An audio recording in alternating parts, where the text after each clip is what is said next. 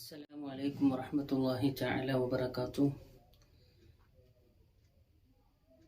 الحمد لله رب العالمين.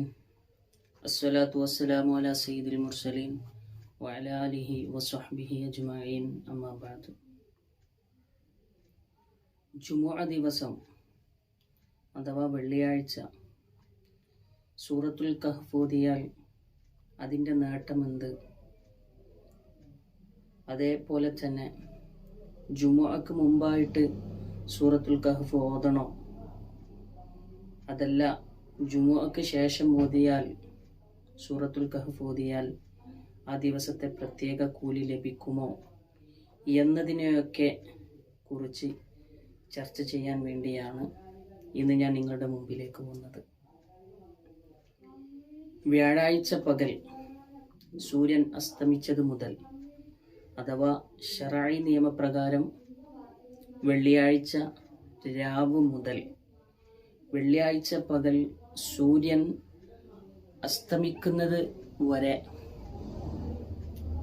ഈ സമയത്തിനിടയിൽ എപ്പോഴും സൂറത്തുൽ കഹ്ഫ് ഓതിക്കഴിഞ്ഞാൽ, ഏത് സമയത്ത് ഓതിക്കഴിഞ്ഞാലും ആ ദിവസത്തെ പ്രത്യേക കൂലി അവനിക്ക് ലഭിക്കുമെന്ന് മഹാന്മാരായ പണ്ഡിതന്മാർ രേഖപ്പെടുത്തുന്നുണ്ട്.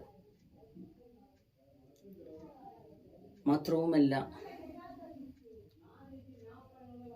ആ ദിവസം സൂറത്തുൽ കഹ്ഫ് ഓതിയ വ്യക്തിക്ക് അല്ലാഹു സുബ്ഹാനഹു വ തആല നല്ല ഒരു പ്രഭ ചൊരിഞ്ഞു കൊടുക്കുമെന്നും മക്ക വരെ നീണ്ടു നിൽക്കുന്ന പ്രകാശം അവനിക്ക് നൽകപ്പെടുമെന്നും, രണ്ട് ജുമുഅകൾക്കിടയിൽ അവൻ ചെയ്തു കൂട്ടിയ സകലമാന ചെറുദോഷങ്ങൾ അവനിക്ക് പുറത്തു കൊടുക്കുമെന്നും, കുഷ്ഠരോഗം പോലത്തെ, അതോടൊപ്പം വെള്ളപ്പാണ്ട് രോഗം, തളർവാദ രോഗം പോലത്തെ മറ്റു രോഗങ്ങളിൽ നിന്നൊക്കെ അവനിക്ക് മോചനം നൽകപ്പെടുമെന്നും, മാത്രവുമല്ല 70,000 മലക്കുകൾ അവനിക്ക് വേണ്ടി സദാസമയം പ്രാർത്ഥിക്കുകയും ചെയ്യുമെന്ന് മഹാന്മാരായ പണ്ഡിതന്മാർ പഠിപ്പിക്കുകയും, ഈ ഒരു ദിവസം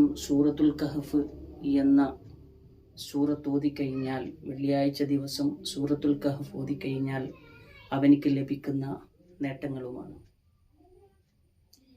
എങ്കിലും രാത്രി സമയത്ത് സൂറത്തുൽ കഹ്ഫ് ഓതുന്നതിനേക്കാളും ഉത്തമം പകൽ സമയത്ത് സൂറത്തുൽ കഹ്ഫ് ഓതുന്നതിനാണ്. മാത്രവുമല്ല, പകലിൽ അവൻ ഓതുകയാണെങ്കിൽ തന്നെ സുബഹിക്ക് ശേഷം ഓതലാണ് ഏറ്റവും ഉത്തമമെന്ന് പണ്ഡിതന്മാർ പറയുന്നു. അതോടൊപ്പം സൂര്യൻ ഉദിക്കുന്നതിന് മുമ്പായിട്ടും അസറിന് മുമ്പായിട്ടും ഓതിയാലും ഈ ഒരു പ്രതിഫലം ലഭിക്കുമെന്ന് പണ്ഡിതന്മാർ പറയുന്നുണ്ട്. അവർക്കിടയിൽ അഭിപ്രായ വ്യത്യാസങ്ങളുണ്ട്.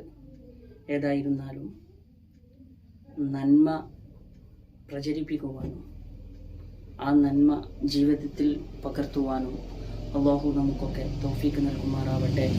ആമീൻ യാ റബ്ബൽ ആലമീൻ. അസ്സലാമു അലൈക്കും വറഹ്മത്തുള്ളാഹി തആല വബറകാതുഹു.